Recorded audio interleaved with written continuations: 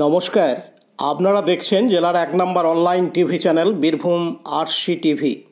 আপনাদের সঙ্গে আমি শুভাশিস। শুরু করছি আজকের সংবাদ। বিস্তারিত সংবাদে যাবার আগে দেখে নেব সংবাদ শিরোনাম। জাতীয় এনসিসি দিবস পালিত হলো সিউড়ির বিদ্যাসাগর কলেজে।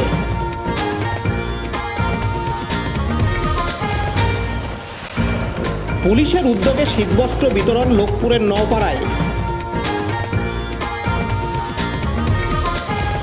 মোরারয়ে অনুষ্ঠিত হলো ফুটবল প্রতিযোগিতার ফাইনাল খেলা।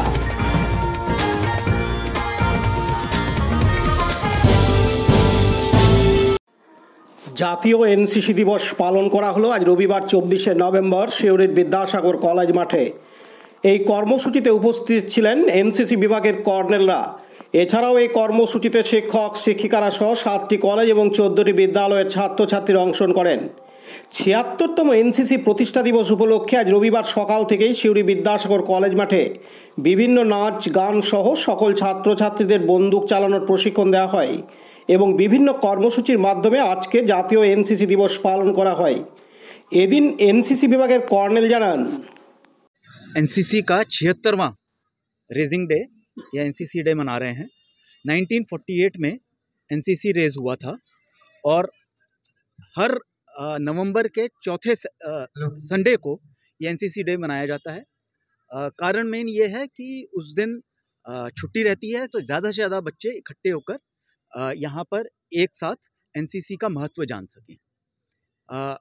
हमारे एरिया में टोटल 7 कॉलेज और 14 स्कूल हैं, जहाँ के जो कि 15 एनसीसी बटालियन में उनके सबके छात्र पढ़ते हैं।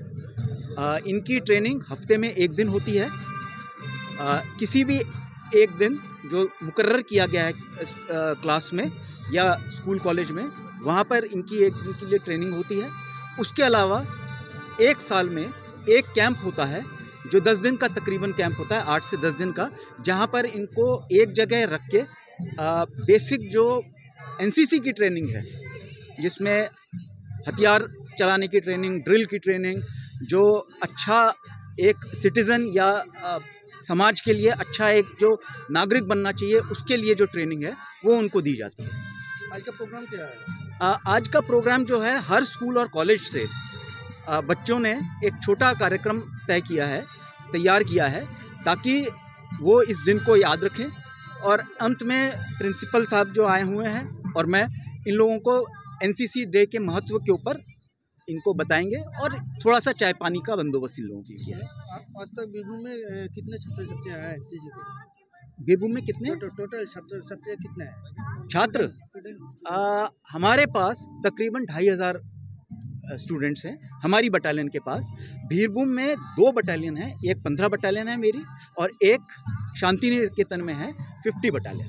ये 2 अलग अलग बटालियन है। तकरीबन 2000 से 2500 की नफरी है या स्ट्रेंथ है दोनों ही एनसीसी यूनिट्स के पास। Thank you very. পার্থ দাসের রিপোর্ট, বীরভূম আরসি টিভি সিউড়ি। এখন বিজ্ঞাপন বিরতি, ফিরে আসছি বিরতির পর। সব থেকে ভালো চিকিৎসা সবচেয়ে কম খরচে, সবচেয়ে কম খরচে।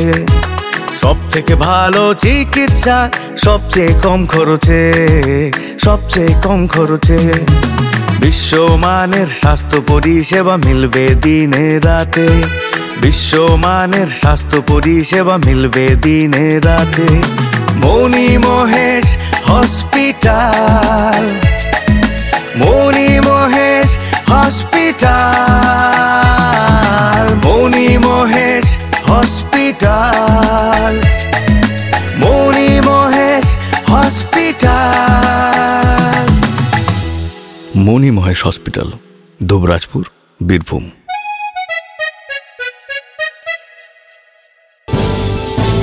ফিরে এলাম বিরতির পর।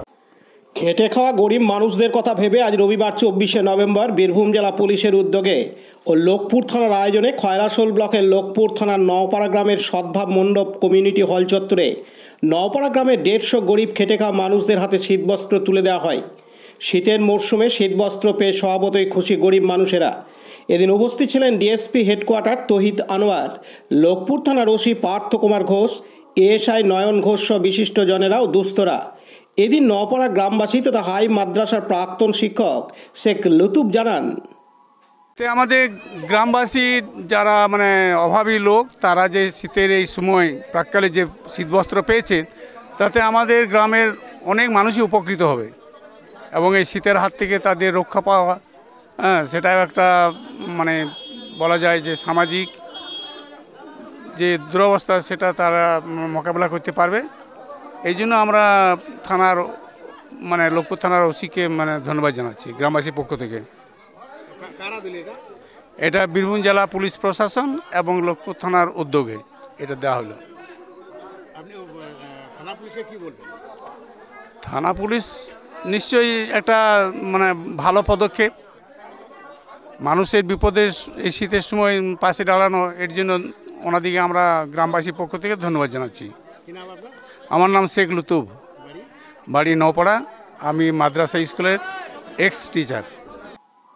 পাশাপাশি শীতবস্ত্র পেয়ে খুশি নপাড়া গ্রামবাসী শেখ রেজ্জাক বলেন, আপনি কম্বল পেলেন? হ্যাঁ, কে দিল কম্বলটা? লোকপুর থানার বড়। কেমন লাগছে কম্বল পেয়ে? বহুত ভালো। ভালো লাগছে। কি নাম আপনার? শেখ রেজ্জাক, বাড়ি লোপড়া গ্রাম। শেখ রিয়াজউদ্দিন ও বিপিন পালের রিপোর্ট, বীরভূম RCTV, লোকপুর। এখন বিজ্ঞাপন বিরতি, ফিরে আসছি বিরতির পর।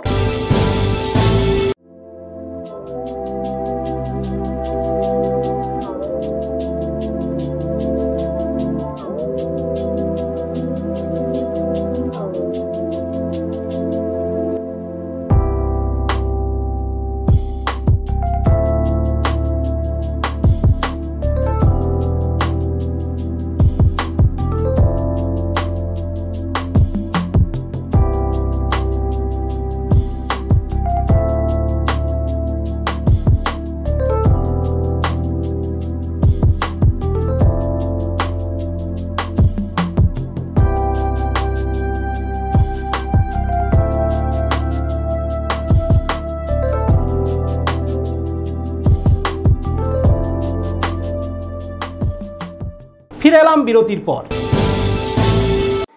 বীরভূম জেলার অন্তর্গত মুরারই খেলোয়াড় অ্যাসোসিয়েশনের পরিচালনায় গত 16ই নভেম্বর শুরু হয়েছিল নকআউট ফুটবল প্রতিযোগিতা।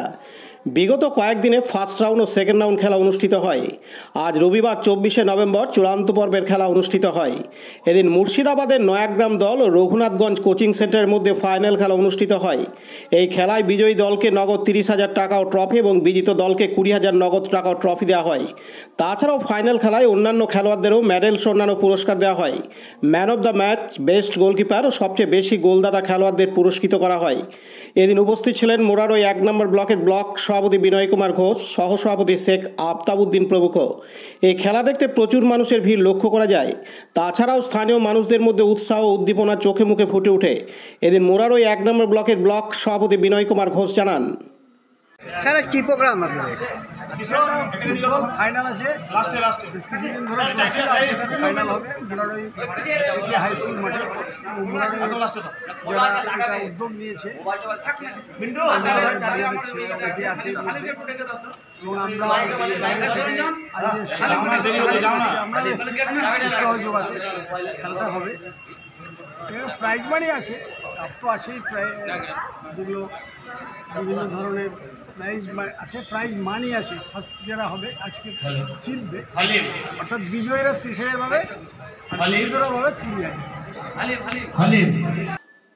পাশাপাশি মুরারই থানার স্পোর্টস অ্যাসোসিয়েশনের সেক্রেটারি সুরঞ্জন মাঝি বলেন, আজকে কি খেলা হচ্ছে আপনাদের? আজকে মুরারই খেলোয়াড়স অ্যাসোসিয়েশনের পরিচালনায় যে 8টি টিমের খেলা আমরা শুরু করেছিলাম গত আপনার 16 নভেম্বর থেকে আমরা শুরু করেছিলাম। ফার্স্ট রাউন্ড, সেকেন্ড রাউন্ড এবং থার্ড রাউন্ড।